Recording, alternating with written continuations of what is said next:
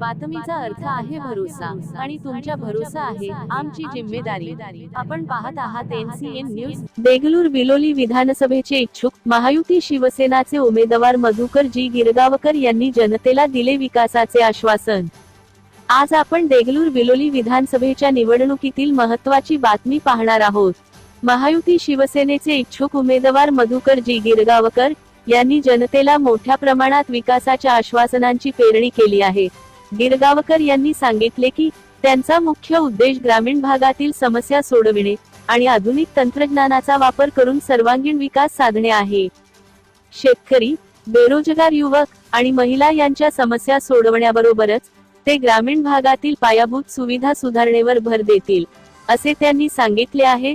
पाणी पुरवठा, रस्ते, आरोग्य सुविधा आणि शिक्षण या क्षेत्रांमध्ये मोठ्या प्रमाणात काम करण्याचे आश्वासन त्यांनी दिले आहे। गिरगावकर यांच्या या वचनांना जनतेने चांगला प्रतिसाद दिला असून अनेक जण त्यांना पाठिंबा देत आहेत। हे होते आजचे बातमीपत्रक। तर पुन्हा भेटूया याच वेळी याच ठिकाणी। तोपर्यंत पाहत रहा नायगरा सिटी केबलच्या NCN न्यूज। मित्रांनो, लाईक, शेअर, कमेंट व सबस्क्राईब करा। जर तुम्ही आमचे चॅनल सबस्क्राईब केले तर तुम्हाला सर्व महत्त्वाच्या बातम्या आणि महत्त्वाची माहिती मिळेल, त्यामुळे कृपया आमचे चॅनल सबस्क्राईब करा। धन्यवाद। नमस्कार, मी Isak Patel NCN news TV मध्ये आपलं स्वागत आहे। आज आपण पाहू शकता देगलूर बिलोली मतदारसंघासाठी या ठिकाणी इच्छुक उमेदवारांची वर्णी फार मोठ्या प्रमाणामध्ये लागलेली आहे। आता आपण पाहू शकता आज आमच्यासोबत महायुतीचे या ठिकाणी गिरगावकर साहेब उपस्थित झालेले आहेत आणि आज त्यांनी प्रेस कॉन्फरन्स घेतलेली आहे आणि कशा पद्धतीने हा महायुतीमध्ये शिंदे गटाकडून उमेदवारी त्यांना मिळण्याची शक्यता आहे असे दाट त्यांचा आश्वासन आहे आणि ते याच्यासाठी संपूर्ण देगलूर बिलोली मतदारसंघ पिजून काढत आहेत आणि उमेदवारी मिळाल्यानंतर ते या ठिकाणी कशा पद्धतीने विकास करतील ते जाणून घेण्यासाठी आज आम्ही या ठिकाणी उपस्थित झालो। मधुकर साहेब, आपलं या ठिकाणी अभिनंदन आहे। आपण या देगलूर बिलोली मतदारसंघातून शिंदे गटाकडून उमेदवारी मागत आहोत। उमेदवारी मिळाल्यानंतर आपण काय करणार आहोत ह्या भागाच्या विकासासाठी? धन्यवाद। नमस्कार, मी मधु गिरगावकर याच मतदारसंघामधील सगरोळी या गावचा रहिवासी आहे। सगरोळी येथील कर्मयोगी बाबासाहेब देशमुख यांनी स्थापन केलेल्या संस्कृती संवर्धन मंडळ या संस्थेत माझं शिक्षण झालं आणि त्यांचे संस्कार हे माझ्यावर आहेत आणि त्यांच्या संस्कारात मी वाढलेला आहे। त्यांचे आपल्या संस्कृतीबद्दलचे संस्कार मी उराशी बाळगून समाजसेवेचं आमच्या बाबासाहेबांचं जे व्रत होतं ते घेऊनच मी माझ्या सेवेमधील जवळपास 33 वर्षे पूर्ण केली। सेवानिवृत्त होत असताना मी माननीय गुलाबरावजी पाटील साहेब, राज्याचे पाणी पुरवठा मंत्री यांच्याकडे विशेष कार्य अधिकारी म्हणून कार्यरत होतो। त्यापूर्वी या राज्यामध्ये शेतकऱ्यांचे नेते माननीय सदाभाऊ खोत साहेब हे राज्यमंत्री असताना त्यांचा देखील विशेष कार्य अधिकारी म्हणून काम करीत होतो। तर जवळपास मागील 8 वर्षाच्या काळापासूनचा मंत्रालयीन कामकाजाचा मला अनुभव आहे। सेवानिवृत्तीनंतर मी जेव्हा मागे वळून पाहिलं तर मी अत्यंत एका गरीब कुटुंबामध्ये संध्याकाळची जिथं मला घरी चूल पेटवण्याची सुद्धा अडचण होती, अशा परिस्थितीमधून आज आपण जे घडलो, या मला जे जीवनामध्ये अपेक्षा होती त्याच्यापेक्षा कितीतरी भरभरून मला मिळालं आणि निश्चितच यामध्ये या भागातील माझे मित्र, आमचे सगळ्याचे कर्मयोगी बाबासाहेब, त्याचबरोबर या भागातील अनेक समाजसेवक यांचा मोलाचा वाटा आहे आणि यापुढं या भागाची सेवा करून या सामाजिक ऋणातून उतरावी व्हावी या दृष्टिकोनातून सेवानिवृत्तीनंतर मागील जवळपास 1.5 वर्षापासून मी काम करीत आहे। जवळपास सगळ्याच भागामध्ये गावामध्ये मी फिरलेला आहे मी मुंबईमध्ये जवळपास 17 वर्ष काम केलेलं आहे आणि मुंबईचं वैभव आणि आपल्या ग्रामीण भागातला परिस्थिती याचा जर विचार केला तर निश्चितच मनाला कुठंतरी वेदना होतात की आजही माझे नातेवाईक, माझे मित्र, या भागातील शेतकरी, 12 बलुतेदार, 18 पगड जातीमधील युवक हे आनंदी किंवा समाधानी नाही, तर आर्थिक विवंचनेत एका नव्या कामाच्या शोधामध्ये आहे आणि हे शोधत मुंबई, पुणे, हैदराबाद या भागात वाढ करत आहेत. तर या सर्वांना आपल्याच भागात रोजगाराची कशी संधी उपलब्ध होईल हे प्रयत्न करीत असताना या भागामध्ये महायुतीची जी सरकार आहे याच्या अगोदर भारतीय जनता पार्टीला या ठिकाणी 2 वेळेस उमेदवारी मिळाली होती.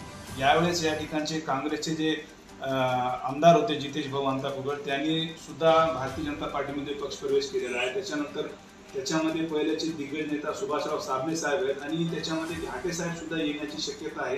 हे 3 दिग्गज नेते भारतीय जनता पार्टीकडून उमेदवारी मागत आहेत आणि त्यांना उमेदवारी मिळण्याची शक्यता आहे. तर शिंदे गटाला या ठिकाणी उमेदवारी न मिळाल्यास आपण काय करणार? निश्चितच मी माननीय एकनाथरावजी शिंदे साहेब यांच्या ठाणे जिल्ह्यामध्ये 17 वर्ष काम केल्यानंतर त्यांच्या कामाची पद्धत मी पाहिलेली आहे. त्यांची जनतेप्रती असलेली, गोरगरिबाप्रती असलेली संवेदनशीलता पाहिलेली आहे. 20-20 तास काम करण्याची त्यांची पद्धत, त्यातून लोकांच्या समस्या सोडवणे हे एक माझ्या डोळ्यासमोर आदर्श आहे. त्यांचा आदर्श आणि त्यांची जवळीकता यातून मी शिवसेनेच्या म्हणजे शिंदे गटामध्ये साहेबांच्या याच्यामध्ये प्रवेश केलेला आहे आणि निश्चितच भविष्यामध्ये त्यांच्या नेतृत्वाखाली आणि माझे मित्र बालाजीराव पाटील खतगावकर जे की मुख्यमंत्र्यांचे खाजगी सचिव आहेत, त्यांच्या मार्गदर्शनाखाली या मतदारसंघामध्ये मी समाजसेवेचं काम करणार आहे. तुम्ही म्हटल्याप्रमाणे हा मतदारसंघ युतीमध्ये मागील अनेक वर्षापासून हे शिवसेनेचाच आहे.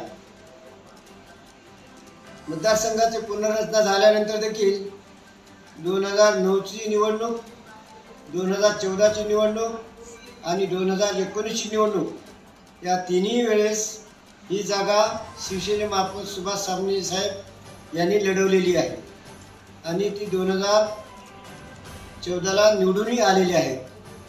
विषय आहे की 2021ची जी पोटनिवडणूक झाली त्यावेळेस भाजपने ही जागा लढवली, परंतु त्यावेळेस शिवसेना आणि भाजप यांची युती नव्हती. शिवसेना ही काँग्रेससोबत, राष्ट्रवादीसोबत सत्तेत होती आणि भाजप ही विरोधी पक्षामध्ये असल्यामुळं त्या ठिकाणी ही जागा विरोधी पक्षामधून भाजपमार्फत लढवली गेलेली आहे. त्यामुळे मला निश्चित वाटते की ही जागा यावेळेस शिवसेनेच्या शिंदे गटाला सुटेल. तरी परंतु या ठिकाणी मी शिवसेनेकडून निवडण्यास इच्छुक असल्यामुळं या राज्याचे मुख्यमंत्री आदरणीय एकनाथराव शिंदे साहेब, राज्याचे उपमुख्यमंत्री देवेंद्रजी फडणवीस साहेब आणि राज्याचे दुसरे उपमुख्यमंत्री अजितदादा पवार साहेब यांनी माझ्या कामाचा, माझ्या अनुभवाचा सहानुभूतीपूर्वक विचार करून मला या ठिकाणी निवडणुकीसाठी उभे राहण्यासाठी संधी देतील याची मला निश्चित खात्री आहे. आता एक मोठा या ठिकाणचा असा एक प्रसंग घडलेला आहे की येणाऱ्या विधानसभेमध्ये ज्या पद्धतीनं अशोकराव चव्हाण साहेब माजी मुख्यमंत्री त्यांनी चिखलीकर साहेबांच्या प्रचारानिमित्त या ठिकाणी दौरे केले होते आणि ते निवडणुकीमध्ये खूप सक्रिय राहिले होते, परंतु भारतीय जनता पार्टीला त्यांच्यामुळे यश आलेलं नाही. आता ज्यांच्यासोबत भास्करराव पाटील सुद्धा भारतीय जनता पार्टीमध्ये प्रवेश केले होते, परंतु आता ते पुन्हा एकदा काँग्रेसमध्ये आलेले आहेत आणि त्यांनी परवाच एका सभेमध्ये असं आवाहन केलेलं आहे की देगलूर बिलोली मतदारसंघामध्ये सुद्धा मी जिकडं जाईन तिकडचाच उमेदवार जिंकून आणेन असं म्हटलेलं आहे. तर आपल्याला काय वाटतं? निश्चितच आधी तुम्ही थोडासा जो प्रश्न विचारला त्यातला अर्धा भाग राहिलेला आहे की या निवडणुकीमध्ये अनेक उमेदवार, अंतापूरकर असतील, साहेब असतील, घाटे साहेब असतील, सुभाष साबणे साहेब आहेत, हे अनुभवी लोक आहेत, या भागामध्ये राजकीय याच्यामध्ये काम करत आहेत तर त्यात मला संधी कशी भेटेल हा जो विषय होता किंवा त्याच्याशी कशा पद्धतीने कम्पेअर करता येईल, तर मला वाटते प्रत्येकाची काम करण्याची पद्धत वेगवेगळी असते. त्यांनी काम केले नाहीत असं म्हणत नाही, परंतु निश्चितपणे या ठिकाणी काम करण्यासाठी अजूनही खूप मोठा स्कोप आहे, पोकळी आहे आणि ती पोकळी भरून काढण्याचा प्रयत्न मला जो मंत्रालयीन कामकाजाचा अनुभव आहे आणि माझ्या ज्या त्या ठिकाणी ओळखी आहेत, माझा जो परिचय आहे, माझा जो मित्रमंडळ आहे, त्यांच्या मार्फत मी करण्याचा प्रयत्न करणार आहे. आणि जी संधी मिळण्याचं काम, देण्याचं काम महायुतीच्या सर्व नेते करतील याची मला खात्री आहे. जो आता तुम्ही दुसरा प्रश्न विचारात की अनेक राजकीय घडामोडी ह्या घडलेल्या आहेत. राजकीय कालावधीमध्ये स्वातंत्र्यानंतर आपण जर पाहिलेले असेल की हे राजकीय पक्षांतर जे काम करणारे नेते मंडळ आहेत, पहिल्याचा गट मोडून दुसरा गट तयार करतात, वेगवेगळ्या पक्षात राहतात. ही राजकीय वाटचाल आहे प्रत्येकाची, ते त्यावेळेसच्या परिस्थितीनुसार त्यांनी घेतलेला निर्णय आहे. त्यामुळे प्रत्येक वेळेस जी राजकीय परिस्थिती आहे ती बदलत जाते. मागच्या वेळी जी निवडणूक झाली ती लोकसभेची होती आणि लोकसभेमध्ये केंद्र सरकारचे कामे, केंद्र सरकारकडून अपेक्षित असलेले कामे आणि खासदारकडून अपेक्षित असलेले कामे, त्यासाठी जे आवश्यक असलेले उमेदवार यांना गृहीत धरून, यांना डोळ्यासमोर ठेवून लोकांनी त्या ठिकाणी मतदान केलेलं आहे. आणि याच पद्धतीनं आता भास्करराव पाटील हे तुम्ही जे म्हणता काँग्रेसमधून आता भाजपमधून काँग्रेसमध्ये जाणार आहेत असे म्हणता, पण प्रत्यक्षात तसे अजून झालेले नाही. परंतु या विधानसभेच्या निवडणुका आहेत, झाले ही होईल न होईल याच्यानंतर अजून एक घडामोडी घडतील. पण माझा उद्देश जो आहे वैयक्तिक समाजसेवा करणे आहे. वैयक्तिकरित्या मी पूर्वी समाजसेवा करत होतो, आता शिवसेनेमध्ये राहून शिंदेसाहेब, एकनाथरावजी शिंदेसाहेब यांच्या नेतृत्वाखाली काम करणार आहे. संधी मिळाली ते ठीक, नाही मिळाला तरी येणाऱ्या काळामध्ये शिवसेनेमध्ये राहून माननीय एकनाथरावजी शिंदेसाहेब यांचं काम तळागाळामधल्या लोकांपर्यंत पोहोचून नेणे, त्यांचे विचार तळागाळामध्ये नेऊन पोहोचवणे आणि त्यांचे हात मजबूत करणे आणि येणाऱ्या विधानसभेनंतर पुन्हा एकदा ते मुख्यमंत्री कसे होतील या दृष्टिकोनातून प्रयत्न करणार आहे. आपल्याला एक शेवटचा प्रश्न, या ठिकाणचा आपला प्रोटोकॉल कसा असणार आहे की देगलूर बिलोली मतदारसंघाचा आपण विकास कशा पद्धतीने करणार? आपण पाहतात की देगलूर हा कर्नाटक आणि तेलंगणा राज्याच्या सीमेवर आहे. दोन्हीकडे भरभरून विकास आहे, तेलंगणामध्ये सुद्धा आणि कर्नाटकमध्ये सुद्धा. परंतु हा शहर एवढा वंचित आहे, मागासवर्गीय असल्यामुळं ह्याच्याकडे कोणी लक्ष देत नाही. प्रत्येक वेळेस या ठिकाणी फक्त आश्वासन आणि थापा देण्यात येतात नेत्यांकडून की आम्ही या ठिकाणचा विकास करू, परंतु आतापर्यंत या ठिकाणचा विकास तर काय असा कोणताही विकास दिसून आला नाही. सर्व जनता या ठिकाणी भकास आहे.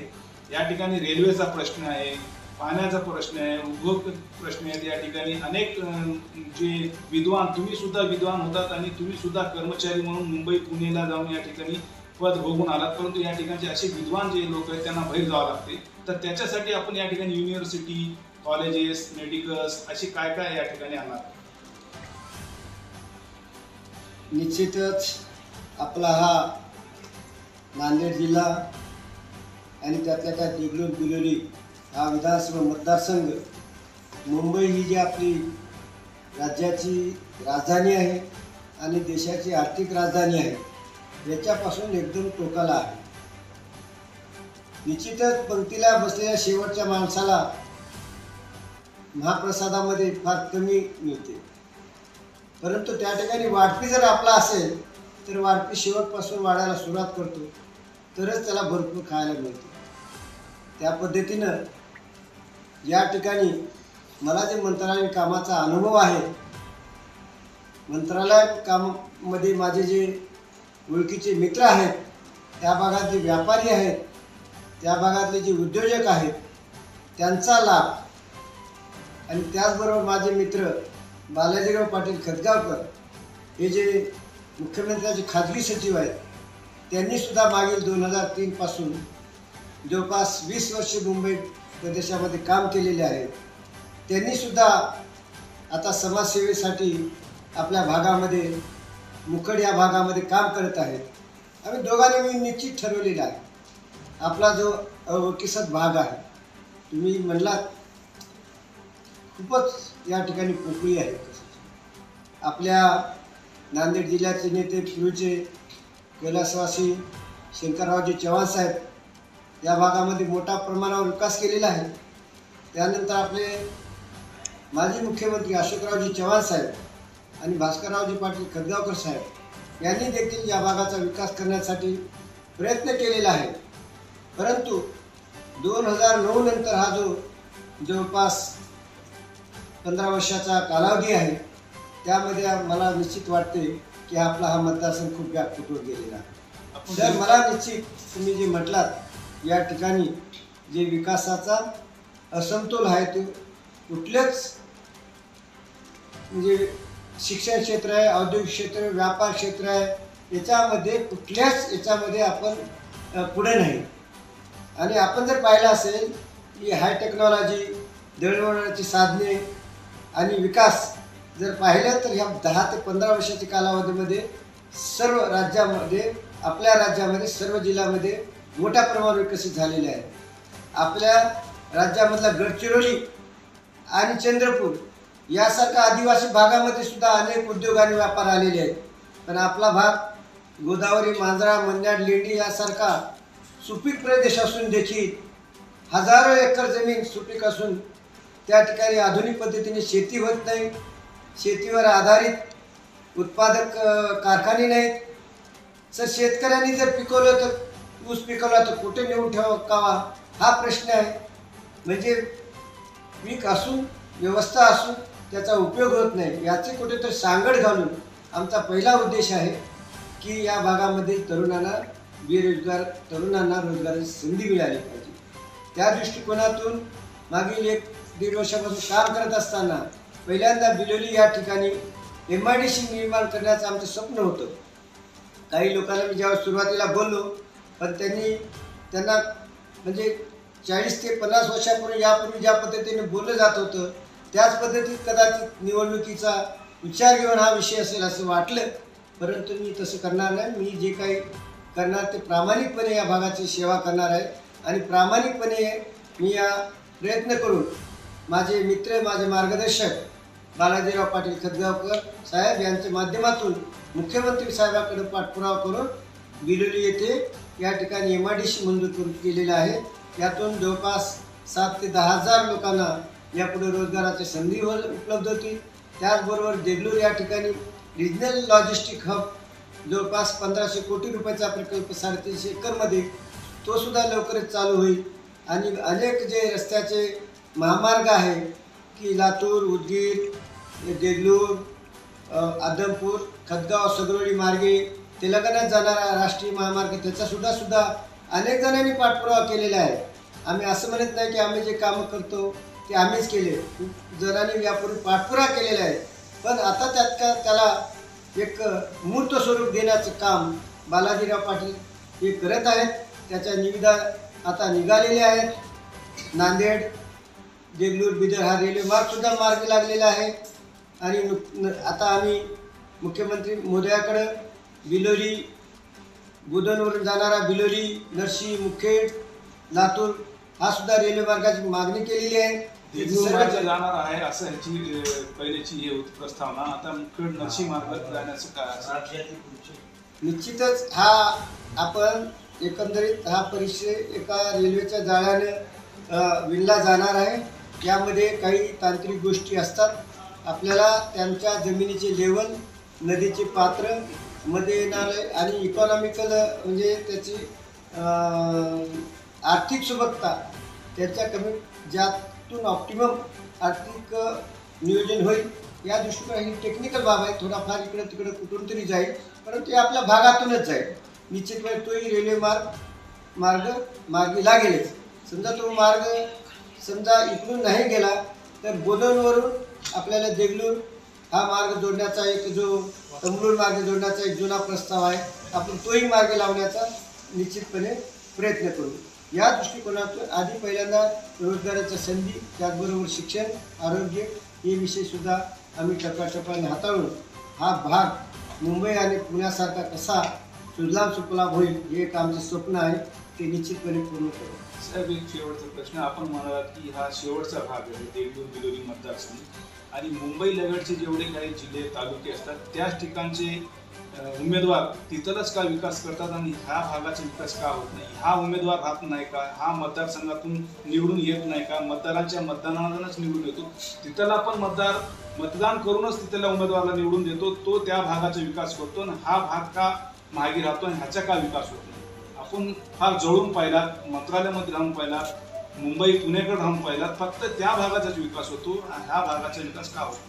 सर्व एकाच पंक्तीमध्ये बसून असतात, सर्व एकाच पक्षामध्ये काम करतात, भरभरून त्यांना मतदान करून आपला विकास होईल ह्या उद्देशाने निवडून देतात. तो ह्या भागाचा विकास का होत नाही, त्या भागाचा विकास का होतो? आपण जे म्हणालात ते निश्चितच बरोबर आहे. मुंबई पुण्याचा विकास हा स्वातंत्र्याच्या आधीपासून सुरू आहे. ते स्वातंत्र्यानंतर देखील आता गडचिरोली, चंद्रपूर, यवतमाळ या भागामध्ये सुद्धा औद्योगिकरण होते आहे. याला कारण आहे त्या भागातील लोकप्रतिनिधी. निश्चितच त्या भागाचा विकास हा त्या लोकप्रतिनिधीच्या बळावर, त्यांच्या ताकदीवर, त्यांच्या कौशल्यावर ते कशा पद्धतीने काम करून घेऊन येतात याच्यावर निश्चितच ते अवलंबून आहे. मी कोणाच्या वैयक्तिक कॅपॅसिटीवर किंवा कोणा त्यांच्या कामगिरीवर टीका करत नाही, परंतु याच्यामध्ये प्रत्येकाची काम करण्याची पद्धत किंवा त्यांचा अनुभव, काम कसे करून घ्यावं, या भागामध्ये जे निवडून येतो उमेदवार, तो मोठ्या नेत्याच्या आदेशाचं पालन करूनच काम करतो का? त्याच्या पलीकडे जाऊन स्वतःसाठी ते या ठिकाणी विकास आणत शकत नाही का? ते या ठिकाणी मतदारांचा विचार करत नाही का? ते त्याच्या नेतृत्वाखाली निवडून येतो, जसं ज्या मोठ्या नेत्याचा एखादी पाठिंबा घेऊन त्याचाच विचार करतो, जनतेचा का विचार करतो? निश्चितच आमदार हा जनतेचा प्रतिनिधी आहे. त्यांचं आद्य कर्तव्य आहे की आपल्या मतदारसंघाचा विकास झाला पाहिजे, आपल्या भागातील जनतेचे वैयक्तिक प्रश्न सुटले पाहिजेत, आपला भाग इतर भागाच्या बरोबरीने कसे पुढे जाईल याच्यासाठी प्रयत्न करणे हे मुख्य कर्तव्य आहे. प्रश्न आहे की कोणाच्या नेतृत्वाखाली करायचं, याच्यावर मी काही भाष्य करणार नाही. त्यांनी जरी कोणाच्या नेतृत्वाखाली काम करावं, कोणाच्या आदेशावर काम करावं किंवा कोणा वैयक्तिक स्वरूपामध्ये करावं, परंतु या भागाचा विकास करावा या विचाराचा मी आहे. मला निश्चितच वाटते की या काम करण्यामध्ये यापूर्वीच्या या मागील 15 वर्षाच्या कालावधीमध्ये निश्चितच या ठिकाणी जो विकास व्हायला पाहिजे होतो तो निश्चित झालेला आहे. ही मात्र आपल्याला जर या भागामध्ये जर उमेदवारी मिळाली, आपण जर निवडून आला तर कोणाचं स्टॅम्प पेपर न बनता आपण धडाडीने या ठिकाणचा विकास करणार. मी आधी बोललो की आमदार हा स्वतंत्र विचाराचा आहे, त्याला कायद्याने पूर्ण अधिकार दिलेले आहेत. एक सामान्य माणसापेक्षा तुम्ही मंत्रालयात आमदार म्हणून गेलात, कुठल्या कार्यालयामध्ये आमदार म्हणून गेलात, कोणाशी आमदार म्हणून बोललात, तर त्यांचं काम हे निश्चितपणे करणं हे तिथल्या अधिकाऱ्याचं हे कर्तव्याचं भाग आहे. जर काम जर होत नसेल तर सगळं स्पष्टीकरण देणं आणि घेणं गरजेचं आहे. पण त्याच्यामध्ये सगळं माहितीपूर्ण ह्या गोष्टी घेऊन जर एखाद्या ठिकाणी काम होत नसेल तर त्याच्या वरिष्ठ पातळीवर जाऊन हे काम कसं होईल त्याचा पाठपुरावा करणं गरजेचं आहे. म्हणून मी जे म्हणतात यापुढं कुठल्याच आमदाराला जरी कोणाच्या नेतृत्वाखाली काम करणार, मार्गदर्शनाची गरज असते प्रत्येकाला गुरु करणं हेही गरजेचं आहे. काही गुरु नसलेले पण असतात, परंतु मतदारसंघाचं काम करावं हे मला निश्चित वाटतं. आज आमच्या सोबत मधुकरजी गिरगावकर साहेब होते. त्यांनी आपलं या ठिकाणी मनोगत व्यक्त केलेलं आहे आणि खूप चांगल्या पद्धतीनं त्यांनी आपलं जे काही या ठिकाणचं विकासाबद्दलचं एजंडा प्रोटोकॉल आहे ते या ठिकाणी स्पष्ट केलेलं आहे. ते या ठिकाणी कोणाच्याही दबावाखाली काम न करता चांगल्या पद्धतीने मी मतदारांचा विचार करेन, मतदारसंघाचा विचार करेन, मतदारामध्ये विकास कशा पद्धतीने घडून आणायचं, ते निधी कसं खेचून आणायचं त्याच्यावर मी काम करेन असं त्यांनी या ठिकाणी म्हटलेलं आहे. आणि खूप चांगल्या पद्धतीचं ते तळागाळातील सर्व शेतकऱ्यांचे प्रश्न मार्गी लावण्याचं सुद्धा या ठिकाणी आश्वासन दिलेलं आहे. कॅमेरामॅन लोमांसोबत मी साकपडे, NCN न्यूज TV.